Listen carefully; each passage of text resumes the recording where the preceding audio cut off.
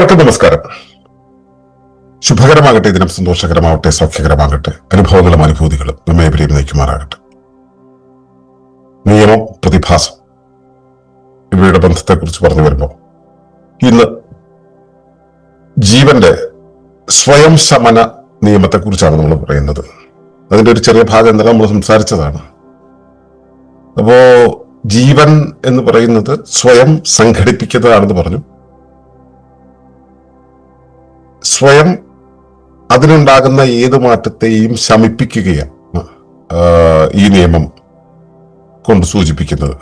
ഇതിനെക്കുറിച്ച് പറയുന്നത് ഇവിടെ എങ്ങനെയാണ്: The law of self-healing states that the body restores itself when conditions are right. സ്വയം ശമന നിയമവും പ്രതിഭാസങ്ങളും. സ്വയം ശമന നിയമം പഠിപ്പിക്കുന്നത് ശരീരം സ്വയം സുഖപ്പെടുത്തുമെന്നും ബാഹ്യമായ ഒന്നിനും ഈ രോഗശാന്തി നൽകാൻ കഴിയില്ലെന്നുമാണ്. മരുന്നോ പ്രതിവിധികളോ രോഗം ഭേദമാക്കുന്നില്ല, മറിച്ച് അവ തടസ്സങ്ങൾ നീക്കുകയോ ഗതി മാറ്റുകയോ മാത്രമാണ് ചെയ്യുന്നത്. അതേസമയം രോഗശാന്തി എന്നത് എപ്പോഴും ജീവന്റെ ഒരു പ്രവർത്തനമാണ്. ഈ നിയമപ്രകാരം അറ്റകുറ്റപ്പണികൾ നടത്തുക, വീണ്ടെടുക്കുക, പുനഃസ്ഥാപിക്കുക എന്നിവ ജീവന്റെ സഹജമായ ധർമ്മങ്ങളാണ്. മുറിവുകൾ ഉണങ്ങുന്നതിലും അസ്ഥികൾ ചേരുന്നതിലും കോശങ്ങളുടെ പുനരുജ്ജീവനത്തിലും രോഗമുക്തിയിലും ഇതിന്റെ പ്രകടനങ്ങൾ വ്യക്തമായി കാണാം. കേടുപാടുകൾ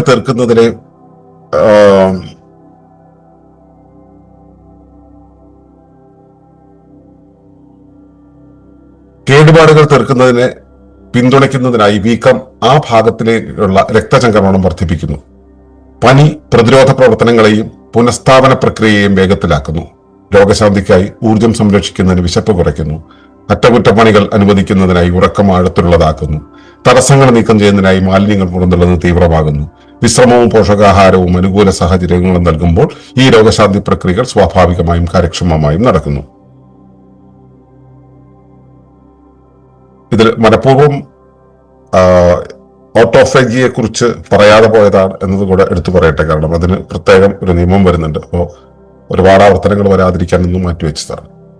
അപ്പോ സ്വയം ശമനം എന്ന് പറയുന്ന ഒരു പ്രക്രിയ,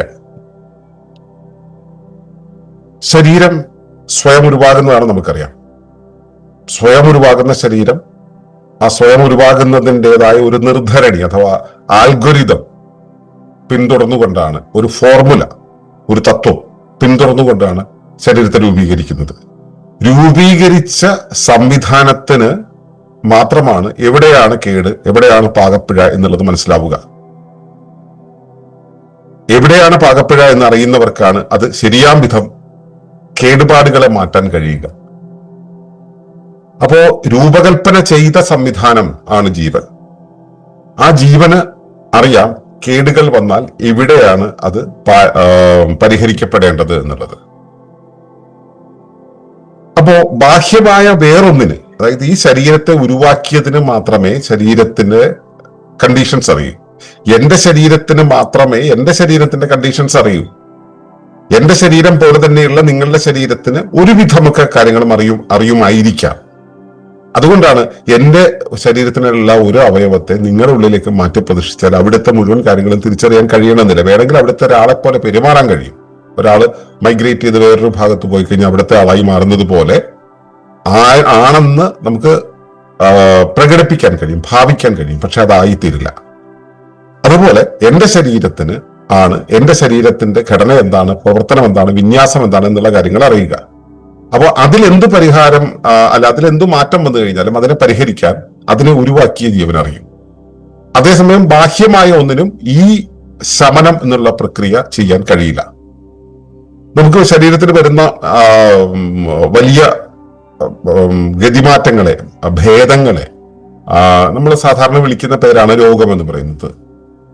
രോഗശാന്തി എന്നുള്ളത് വെളിയിൽ ഒരു ഏജൻസിക്ക് കൊടുക്കാൻ കഴിയുന്നതല്ല. നമ്മൾ സംസാരിച്ചു, അത് ജീവനാണ് കഴിയുക.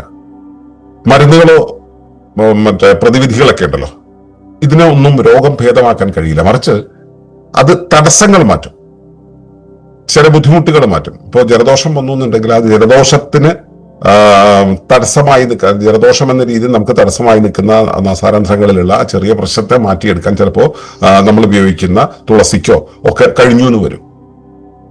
അല്ലെങ്കിൽ ഗതി മാറ്റും, അതിന് ഒരു തുറവി ഉണ്ടാക്കി തരും. അവിടെ രോഗം മാറ്റുന്നത് ആരാണ്? അത് ജീവനാണ്. ആ സ്വാഭാവിക അവസ്ഥയെ മാറ്റുന്നത് ജീവനാണ്. അപ്പൊ ഇതാണ് രോഗശാന്തി എന്ന് പറയുന്നത്, അല്ലെങ്കിൽ രോഗശമനം എന്ന് പറയുന്നത് ഒരു ജീവൽ വ്യവസ്ഥ സ്വയമേവ നിർവഹിക്കുന്നതാണ്. അത് വെളിയിലൊരു ഏജൻസിക്ക് അതിനകത്ത് റോളില്ല എന്നുള്ളതാണ്. ഇപ്പോ അത് ജീവന്റെ പ്രവർത്തനമാണ്. ഈ അറ്റകുറ്റപ്പണികൾ നടത്തുക, അപ്പൊ ശരീരത്തിലെ തേയ്മാനങ്ങൾ ഉണ്ടാവും. നമ്മൾ പ്രവർത്തനങ്ങൾ ചെയ്യുന്ന സമയത്ത് ശരീരത്തിൽ തേയ്മാനങ്ങൾ ഉണ്ടാവും. അപ്പൊ തേയ്മാനത്തിന്റെ സമയത്ത് അറ്റകുറ്റപ്പണികൾ നടത്തുക എന്നുള്ളത് ഈ ജീവനാണ് ചെയ്യുക.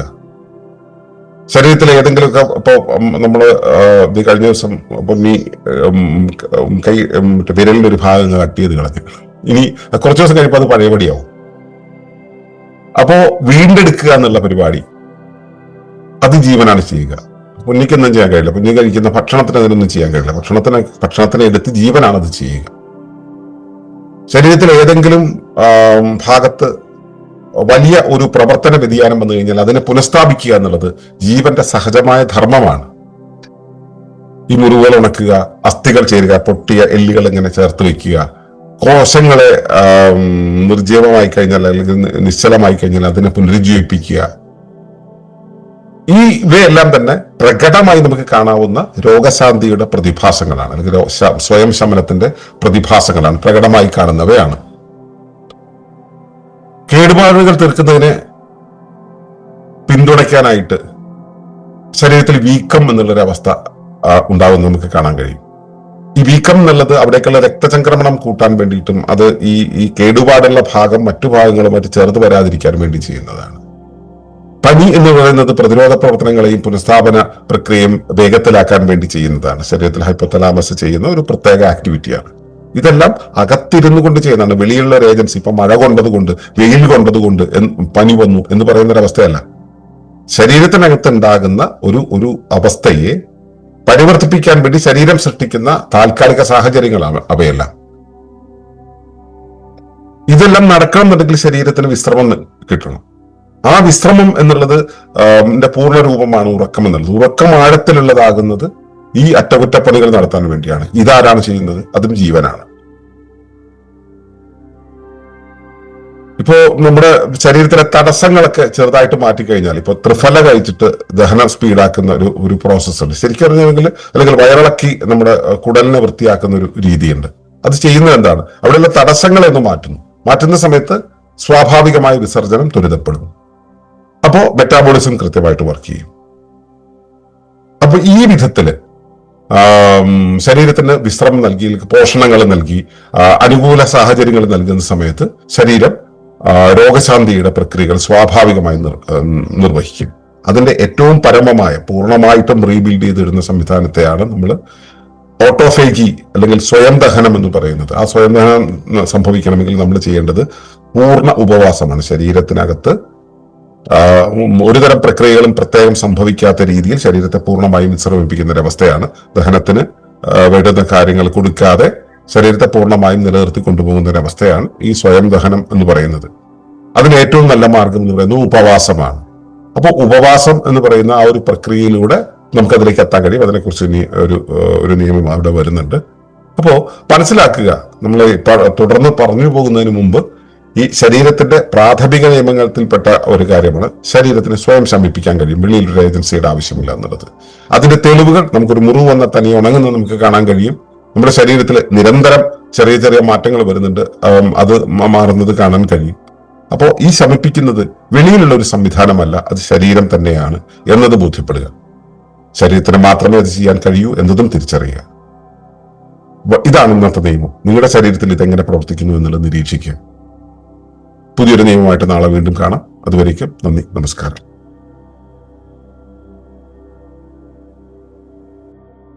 തുടർന്ന് കാണുന്നതിന് മുമ്പായി ഈ വിഷയം ഇഷ്ടമായെങ്കിൽ ഒന്ന് ലൈക്ക് ചെയ്യുക, കമന്റ് ചെയ്യുക, ഷെയർ ചെയ്യുക. നിങ്ങൾ പ്രകൃതിയെ ഇഷ്ടപ്പെടുന്നുവെങ്കിൽ ഈ ചാനൽ ഒന്ന് സബ്സ്ക്രൈബ് ചെയ്യുക.